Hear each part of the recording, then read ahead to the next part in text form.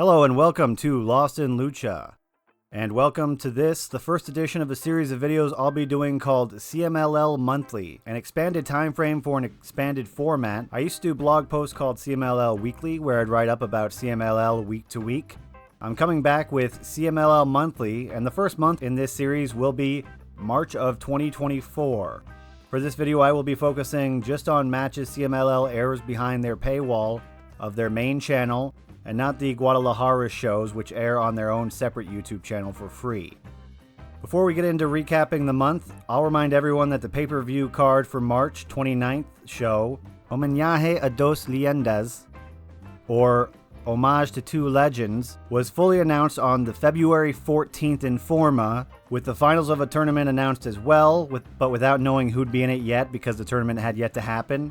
I'm not going to go over this card right now, but we'll discuss it at the end of discussing the month, which we'll go over, starting chronologically from the first show of the month with March 1st, which was a Vern's Spectacular Show, or Super Friday. I'm not going to go over the whole card for each show, but here's the card for that show. I'll put them on screen when going over each of them. This show is most notable for the CMLL World Trios title defense, and of course, a special match for Tiger Mask 4 with Último Guerrero. Tiger Mask was given a plaque in recognition of his career. This match was notable for having Liger and Gran Guerrero as the cornermen for each man. It was a lot of fun. The trios match was also stellar, with both teams of Rudos looking great. Added fuel to the fire of the title match we already knew was coming at the end of the month. The next show is a pretty standard Tuesday show. Both the main event and the mid-card trios match ended with singles match call-outs for next Tuesday's show, where we got Zandokan Jr. vs. Star Jr., and Angel de Oro vs. Místico for the latter's MLW Middleweight Championship. Since these two shows are so tied together, for this reason, here are the posters for both. I'm just going to lump them in together here. Both single matches were good. The tag team main was fun for the first Tuesday. Panther Bros Trios on the 12th is a good shout. Always a big fan of seeing those guys in matches, whether it be all three brothers or the two more seasoned brothers, Dark Panther and Blue Panther Jr. March 8th was the Friday between these two Tuesday shows and was a historic event. The first time CMLL's weekly Friday show in Arena, Mexico was an all-women's show to coincide with International Women's Day on March 8th. If you're going to watch only one full card from this month, it'd be the big pay-per-view at the end of the month. But this would be number 2 and is a great way to get acquainted with the luchador roster of CMLL. The opening match is pretty forgettable, but that's not all that odd for openers in CMLL, even on a Friday night. The rest of the card was fun: the second annual Irma Gonzalez Torneo Cibernetico, and the 3 title matches. It was a little odd not to have Stephanie Wagner on this card, but knowing she was winning the New Japan Pro Wrestling Strong Women's Championship this same weekend makes it a little more understandable. She had other appointments. Lots of people dislike Tessa being featured in CMLL lately, and she isn't anywhere to be seen on this card. So again, if you want a recap of all the luchadors or a sneak peek at all the luchadors that CMLL has to offer, this is a great match and you don't have to see Tessa at all. This next Friday show I was actually at. I was in Mexico for much of this week and was able to go to Arena Mexico for a show for the first time. So while I'm going to briefly show this poster, I'm also going to show some photos I took and a clip as well that I took. The opening tag match was pretty skippable, like I said, for the previous Friday. The card picks up there, having Los Fuerza Poblana versus Los Cancerberos del Inferno, 2 established stables fighting. Then we had Los Barbaros versus Los Depredadors. Then a little more of a mixed trio with Atlantis Jr., Hechicero, and Volador Jr. versus Averno, Templario, and Titán. Before getting into the main event of the card, the first block of the Torneo Incredible de Pares, or the Incredible Pairs tournament, this being the bigger of the 2 annual tag tournaments CML holds this year, the gimmick usually being rivals or Technico-Rudo teams. So we saw Angel de Oro adopt the camo of Flip Gordon, whose gimmick is basically GI Flip. We had Akuma come out in a sparkly jacket and even dance with Dulce Gardenia. Euphoria and Gran Guerrero have teamed before, harkening back to when Euphoria was in Los Guerreros Languneros, a stable he left some years ago, now currently a member of Los Infernals with Averno and Mephisto. Rocky teamed with Máscara Dorada, who beat him for Leyendas de Plata last year, and took his belt at the end of 2023. This was lots of fun live, and I can't wait to go again. It was really a great trip. and this was one of the big highlights of it. Back to Tuesday shows, Legendario and Zelwa return after having good showings in the schools tournament last month. Real reason to watch this show past that would be the main event. Rocky, Templario, and Soberano Jr. have a new stable called Los Principes, and they have a good showing here. This is also the go-home appearance for all the minis in the mask match at the end of the month. Moving on to Friday, March 22nd, Los Villanos and Zandokan fight Esfinge, Fugaz, and Black Star and hype up the title match they have next week. Main reason to watch this show again is the tournament block. Again, odd pair teams of Atlantis Jr. and Soberano Jr., Disturbio and Virus, Hechicero and Stuka Jr., Dragon Rojo Jr. and Templario, with the latter two teams being very established rivals and the former being softer rivals. Don't like how Rudo heavy this block was, needed more levity. Think the semifinals of this block, Hechicero and Stuka Jr. vs. Atlantis Jr. and Soberano Jr., was probably the best match from either block, fitting as it's also the last of all the block matches. Los Principes continue to flex on the following Tuesday, but haven't been on Friday's show together yet. I love the sister team of Hera and Olympia, so glad to see them in the match they had on this show. Lightning match was veteran and fan favorite Virus versus Fugaz and was very good, as any Virus singles match is. Minis opener was pretty fun too. Atlantis Jr. and Octagon vs. Chavez Bros was a nostalgic match, but neither of these older guys is doing much to surprise you and look stronger here than they probably needed to, given the Chavez's dominant tag title reign. The final show of the month was also the biggest. April's last show will instead land on a Tuesday. CMLL does a weekly talk show called Informa, and on that they normally do interviews and such. CMLL did a special interview segment before this show, so they could have a little sit down with Blackpool Combat Club and Willow to hype up the already very hyped show. I'll link that below with all the shows discussed here as well. This was a very stacked show and shows CMLL's current booking philosophy, more often having title matches. Just like the women's card on the 8th, we have 3 title defenses and a tournament final, as well as a big deal crossover match, and a luchadora debut from outside the company with Willow. Really a lot to sink your teeth into, and I think they pulled it off. It was a really fun card to watch live with the world, and many people tried or watched a full CMLL card because of the main event, including the Blackpool Combat Club or the imports from AEW. I think the best match of the card could be debated, but it's hard to think anybody reached the hype and heat that the main event reached. The Blackpool Combat Club attacking the CMLL Dream Team at every opportunity, and the post-match gauntlet between Bryan and Blue Panther being thrown down will be something Lucha fans will be discussing 100 years from now. It's really a historic night for the company, and it was made possible due to all these imports coming in.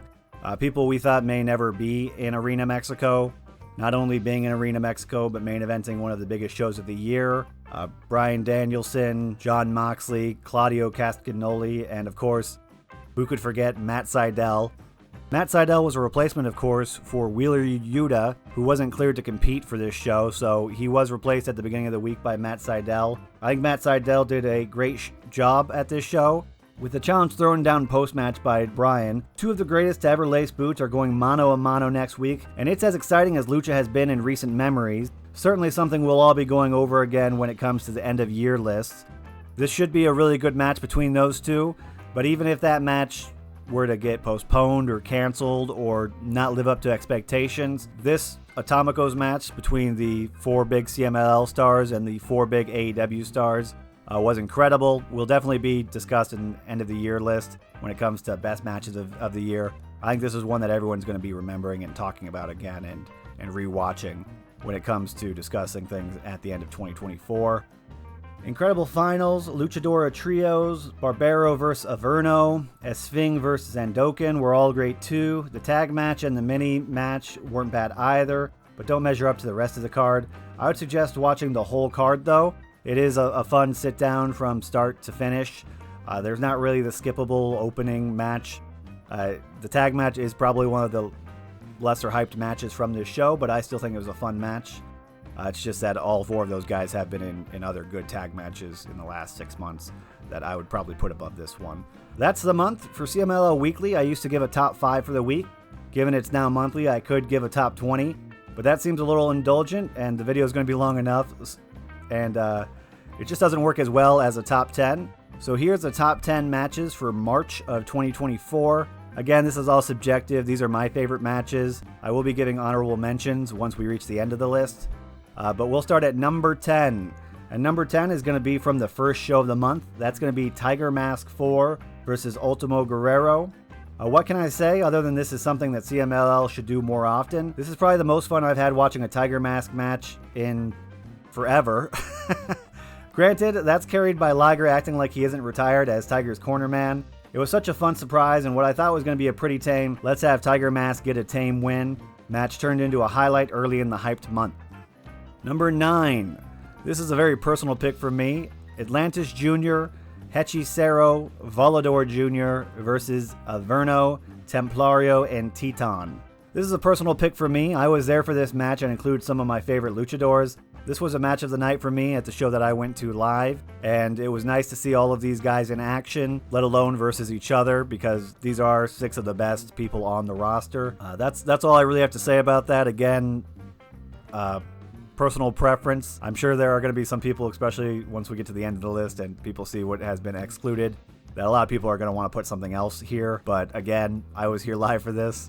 Sorry, it gets bonus brownie points from me for being there in person.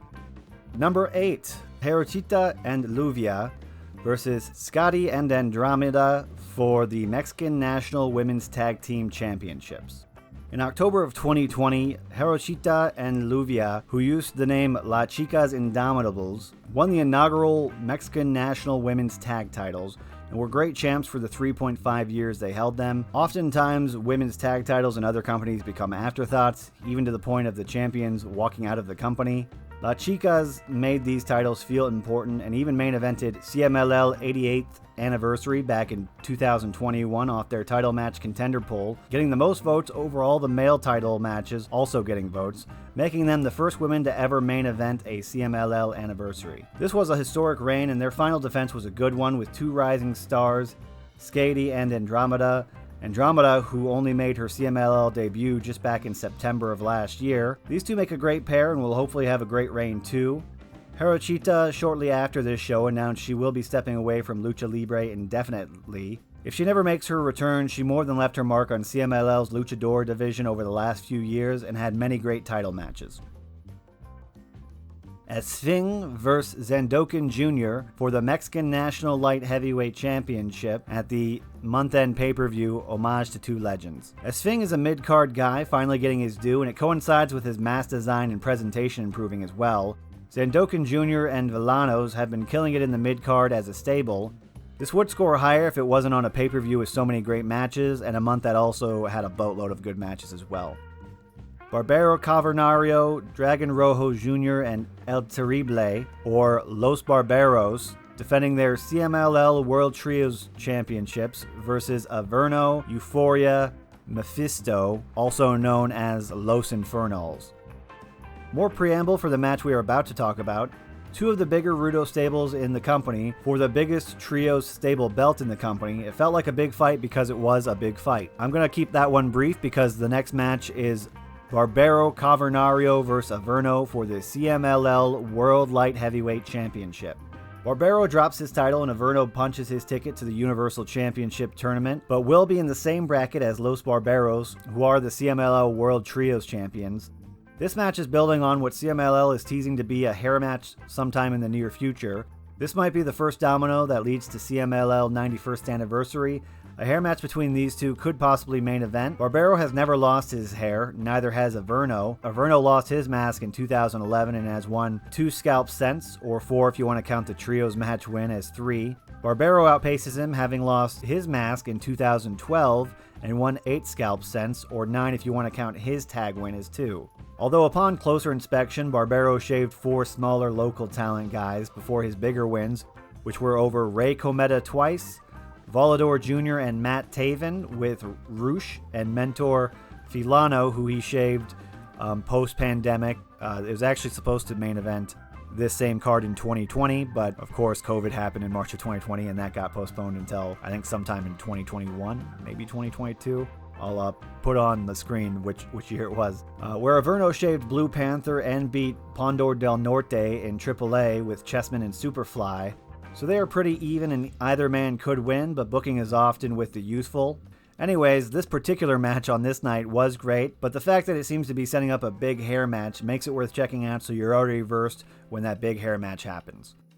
Reyna Isis versus Zeuxis for the Mexican National Women's Championship. This is my favorite luchador match of the month. Zeuxis is a beast who hits like a Mack truck. She always has fun matches as one half of the CMLL World Tag Champions. It's nice to see her in a longer singles match here, and Reyna Isis holds her own as well. This is my favorite match of the all-women's show. I think it's really what stole that show back on the 8th. Máscara Dorado, Místico, and Titán versus Los Principes, Rocky Romero, Soberano Jr., and Templario. Soberano's Rudo turn is one of the best things going on right now, and this stable is an extension of that. This is the CMLL debut of this stable. They are calling Los Principes. What they do in the coming months will be must-see, and they start out with a strong win here. They would also win the next Tuesday's main event. Granted, they cheated and there was a mask pull. We'll get to the follow-up on that a little later. Number 2 match is Máscara Dorada and Rocky Romero versus Atlantis and Soberano Jr. for the Incredible Pairs Finals. Best Rudos in CMLL get another win as Soberano Jr. and Rocky Romero stand tall at the end of this tournament. They may not have been in the same team going into this match, but they claim the win here and destroyed the trophy cups, one of which was supposed to go to Máscara Dorada, who technically won with Rocky Romero. Máscara Dorada continues to be one of the strongest guys on the roster. Winning this means he's won 3 out of the 4 major tournaments CMLL holds every year. The only one he hasn't won is the Universal Championship, which we'll discuss later in this video when we go over what's happening next month. Overall, a great tag match. These are 4 of the best guys in the company. Rocky Romero, if you watched my top 10 of 2023 video, you know he was basically the Rudo of 2023, and he continues to be a major Rudo this year as well. Of course, being in the finals of this tournament, again, they only have 4 big annual tournaments. So being in the finals of any of those is a big deal, even if it is a tag tournament. And this is the biggest of the 2 tag tournaments they have. Of those 4, 2 of them are tag tournaments. On to number 1. This is obvious. I think for most people, everyone knows if I haven't mentioned this match yet, of course it has to be number 1. And that is going to be Blue Panther, Místico, Último Guerrero, and Volador Jr. versus Bryan Danielson, Claudio Castagnoli, Jon Moxley, and Matt Sydal.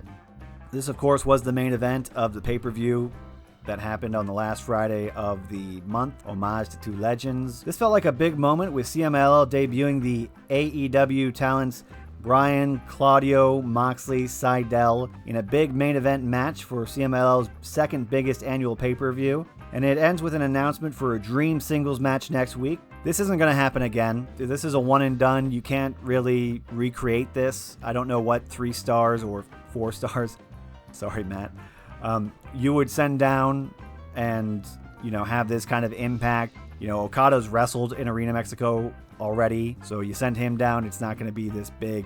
We've never seen this guy wrestle before. And granted, he only wrestled in Arena Mexico, I think, 1 time, and it was kind of just a throwaway trios match when he had balloons and red hair. But still, we're not going to see anything like this. It's not going to be for years or decades before we have this big of a debut on a CMLL show in a main event of a major show. It really was lightning in a bottle. It's a once-in-a-lifetime situation, and the crowd treated it as such. Every time anyone locked up, it was seeing something for the first time. It's the kind of magic that's hard to replicate or recreate, and that's why it's my match of the month. Really, you can't go wrong with just sitting down and watching this match. If you haven't yet, you can sub to CMLL's YouTube. Right now, I think it is still just behind the top tier. At some point, it will move on to being on the lower tiers, I'm sure, after so much time has passed. This is the first big show they've done since they introduced the tier system, so we're not quite sure what that delay is going to be, but it is a match that I think you need to see. If you can't pay $35, I understand. You can find other places to watch this other than the top tier CMLL YouTube. Obviously, there are copies of it floating around. I'm not going to say here, but you can ask around. If you know anyone who watches Lucha, I'm sure they could point you in the right direction. Honorable mentions. These are the batches that didn't quite make the top 10. I apologize for the fans of these people who are going to want to rip my hair out for not including them. And we have to start at the top of the list with Willow, of course. I know Willow Maniacs, or whatever her fan base is named, are going to be disappointed she didn't make the list. She was just outside of it and likely would have found a spot if the card she was on wasn't so stacked, and if CMLL didn't also run a great women's card earlier in the month. Her showing was great, and I think her and La Catalina would make a great duo. They both have big smiles. They're both technicos. Seems like Willow is also probably being set up for a New Japan Pro Wrestling Strong title match. Stephanie Wagner, of course, has that title, and Willow, of course, pinned her to win the match for her team. The women's show had another title match and a big Torneo Cybernetico, both of which were good. They didn't make the list. Zandokan Villanos had a match this month.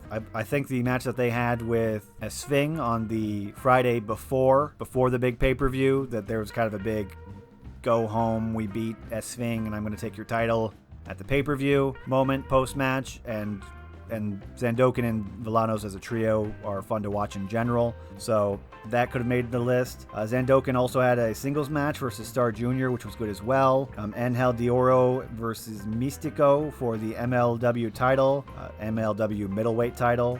That was a standard Místico match, but that's still above par. I mean, a standard Místico match is still a fun match. Panther Bros had a trio in that same card, and I'm a big fan of the Panther Brothers, as I mentioned when we went over that card. The block matches for the tag tournament were fun. I almost put Stuka Hechicero versus Atlantis Soberano as number 9, but went with the match I saw live instead. Again, I think Willow would maybe be in that 9 spot had I not gone to and seen that trios match live. So with that being said, those were the honorable mentions. We're going to move on to the final part of this video. These videos are going to be basically 3 parts. One is going over all the cards of the month. The middle part is going to be the top 10 list. And this final part is going to be basically looking forward to what we have coming up next month. At the end of CMLL Weekly, I'd go over cards for the next week because they would mostly be revealed at that point. Usually Friday's card is going to come out around the time of Monday or Sunday. In fact, the card for next Friday's show is already out, and I'm recording this on a Tuesday. Wrote this all on a Monday though, and it actually came out on Monday. So I don't have the full month of cards like I used to have with CMLL Weekly, where I could see the whole next week's cards. Since this video only covered what's on the paid subscription on YouTube, this preview will do the same, looking at the Arena Mexico Tuesday card for this coming week, and the Arena Mexico Friday card also for this coming week, the first week of April. I will go over the tournament happening next month as well. We don't have full cards for all of the shows that these tournament matches will be happening on. We have gotten an announcement about when the brackets are going to be for the tournament, including a list of the poster for the first Friday where the first bracket's going to be happening, or the first block. The open for the Tuesday show is as expected, not much to write home about. The second is a tag match featuring all the minis in the mask match on the pay-per-view last Friday. We'll probably see Pequeño Olímpico get his win back here as revenge for losing his mask. Los Indestructibles versus Los Cancerberos del Inferno. Sadly, this isn't for the Mexican national titles, which Los Indestructibles carry right now, but if Cancerberos win, we might see that next week. A lot of times that'll happen if champions, whether they be tag, trios, or singles, lose a singles match, tag match, trios match versus people who aren't champions. Obviously, after the match, there's usually challenges saying, hey, we beat you, so give us a shot at the titles. We also have La Ola Negra versus Los Dolce Atrapesueños. Last year, Akuma and Dark Magic shaved Rey Cometa and Espirito Negro. What will happen when both these teams are fighting in full? Will we see the full unit either way show more dominance? Will Rey Cometa, as probably the strongest person out of the 6, carry his team to victory? He couldn't carry his tag team to victory, so can he carry his full stable with Dolce, helping out, and Espanto being there for La Ola Negra? Espanto's fine, but he's not the strongest guy on that team. Rocky Romero versus Star Jr. Rocky and his new stable won last Tuesday off a Star Jr. mask pull. Will Star Jr. be able to best the biggest Rudo of last year? Ultimo Guerrero and his stable Los Guerreros Langoneros go versus 3 of the biggest Technicos in a Send the Crowd Home Happy Tuesday main event. The Friday card was uploaded 3 times, re-uploaded with an additional match, and then re-uploaded because of a typo listing Rugido twice. This card normally would be a cooldown card, but we get a Torneo Cybernetico. This will be an elimination to the final man of all the Mexican national champions in CMLL. A winner here will go on to the finals on the final Friday of the month on the 26th. Like most Torneos Cyberneticos, this will have a seeding battle royale. All 10 guys will start in the ring at the same time. The 5 guys that get tossed out over the top will be on one team, and all of the survivors on another. But again, only one man can win, so once it comes down to the final men, it is going to be a free-for-all with whoever gets the last pin or submission moving on to the finals again on the 26th of April. The winner of this same bracket last year was Templario, but of this bracket, only Esfinge, Fugaz, and Magia Blanca are returning from last year. I think one of these 3 are also most likely to win it. I think Esfinge has the highest profile and would be the betting favorite, and by extension the most predictable option. The main event is what everyone will be tuning in for, and if it's anything like last week's main event, BBC versus CMLL's Dream Team, it'll be a match to remember. For those of you who are unaware, and maybe I'll insert a clip here, not too long of a clip because I don't want to get this whole video copyright stricken. But for those of you who remember, back when he was known as Daniel Bryan and was forced to retire because of injuries and not being able to get cleared, he was sent a mask by Blue Panther and a video message inviting Daniel Bryan to come down to Mexico and train with him. Cuando vengas a México, búscame para enfrentarnos y que me transmitas tus conocimientos. Muchas gracias.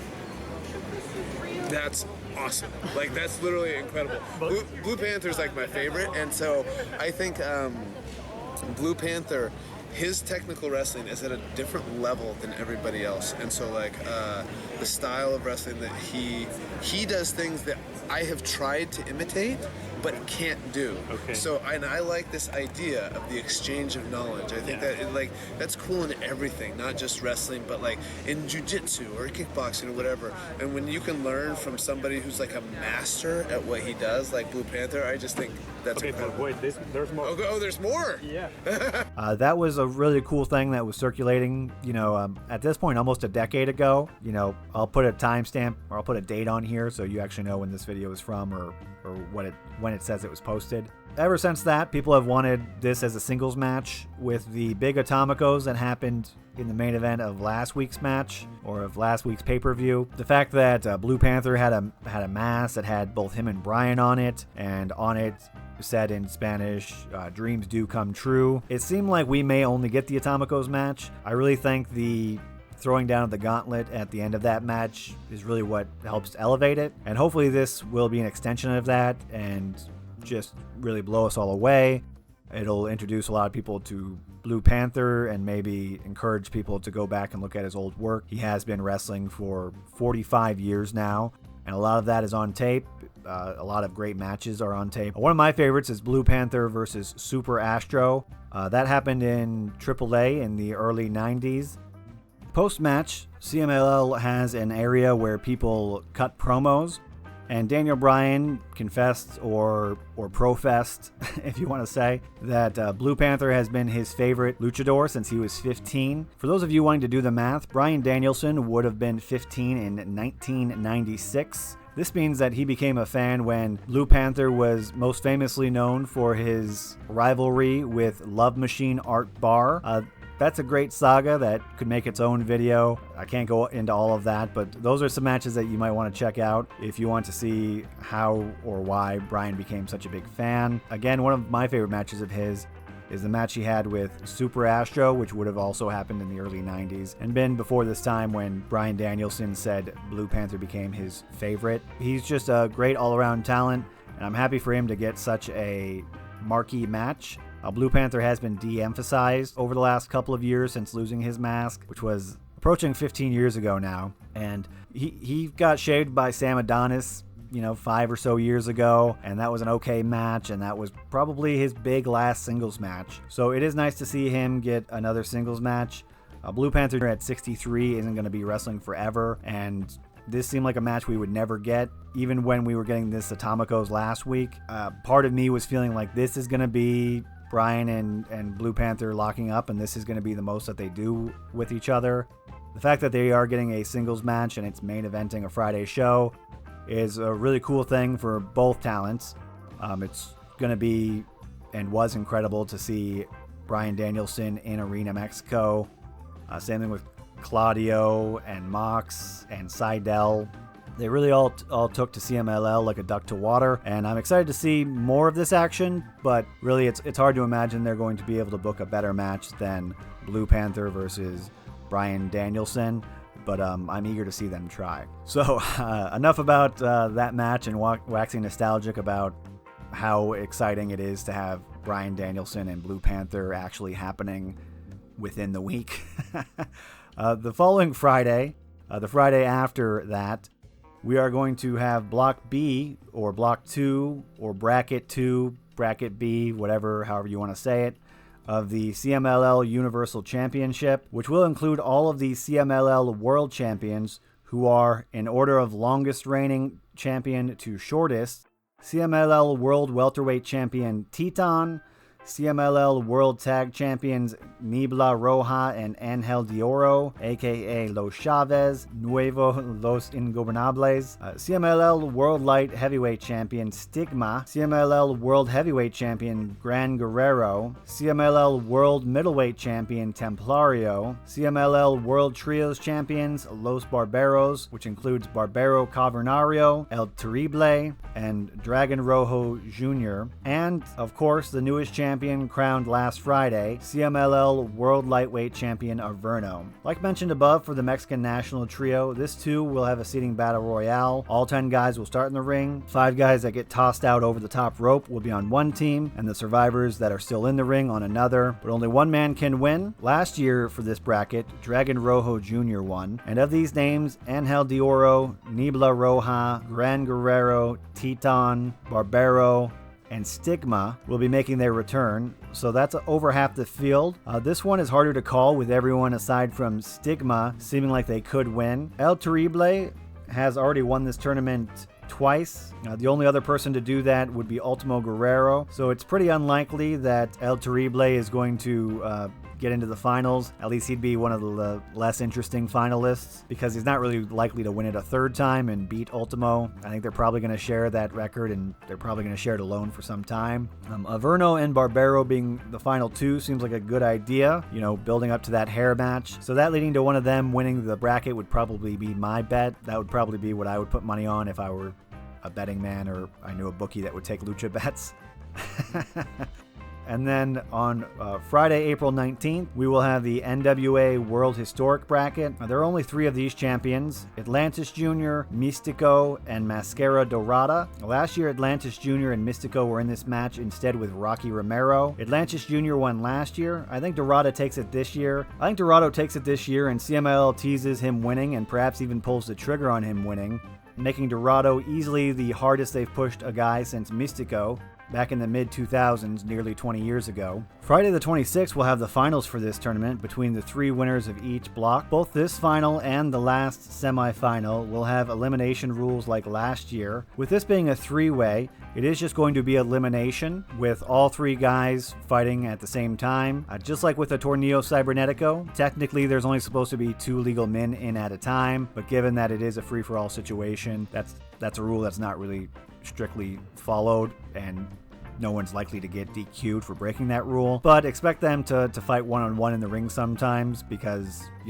especially with these 3, they are all technicos, so they should be following the rules. They're not going to be breaking them as much, but I don't expect them not to all 3 be in the ring at several times, doing so for different spots or setting up dive sequences and the like. It should be a really good match. These are 3 of the best guys in the company. Místico is probably the most over guy on the roster, and further extending in Mexico. Atlantis Jr., as we saw at the pay-per-view, he has some people who aren't so big of fans, getting booed despite being a good guy. And I think Máscara Dorada is the most exciting person on the roster. Maybe not the most popular. I do think he's pretty popular as well, but he's not, Místico is on another level compared to even the most over guys in any company. So he's sort of hard to stack up to, but Máscara Dorada with a rocket on his back is someone that everybody will be cheering for. I don't think you can really have a wrong answer as far as who wins this. Again, I think maybe they give it to Dorado, and maybe he gets beaten in the finals, and he could come so close to getting all 4 of the big tournament wins, but doesn't quite get it yet. The finals will be on Friday, April the 26th. They will have the finals for this tournament between the 3 winners of each block. Just like the NWA World Historic 3-way, it is just going to be elimination, with the person who doesn't get eliminated being the final winner, and the first person who gets pinned or submitted has to leave. They're no longer part of the match. With the Blackpool Combat Club Atomicos being such a success, I wouldn't be surprised to see another AEW star on this card. Might also see some big matches made for this card to treat it like a big end month pay-per-view. And that is all. That is my recap of the month, and I look forward to what's coming up next month. In my comments below, please let me know what your favorite match of March was. Do you agree with my top 10 or my top 5? What would your order be? If you were going to bump things off of this list and put other things on the list, all the Willow fans out there, where would you rank that Willow match? Is it the second best match of the month, the third, the fourth, the fifth, so on and so forth? And who do you think is going to win next month's tournament? Who is going to walk out of April with the big red universal title, being the champion of champions, being the best champion in CMLL? This has been an annual tournament since 2009. It is one of the big things to check out every year, and it's nice that we're getting right into more interesting stuff right after the pay-per-view. We're not having to wait a month or have a month of downtime or lukewarm shows. All of these shows, especially Friday shows, I expect to have great matches. Those torneos, both of those should be good. The 2 3-way matches, those are both going to be fun. Elimination matches where there's going to be a lot of tension between the final 3. Anyways, let me know who you think is going to win the Universal Championship. Let me know who you think is going to win each of those brackets, who's going to be in the final 3-way. We'll go over it all again next week. Old habits die hard. We'll go over it all again next month. I will be doing another CML monthly. This time I'm planning ahead of time to do it so I can actually write my script over the month instead of, writing it all like the Monday after the big pay-per-view. So until next time, this has been CML Monthly, and I'll see you next month.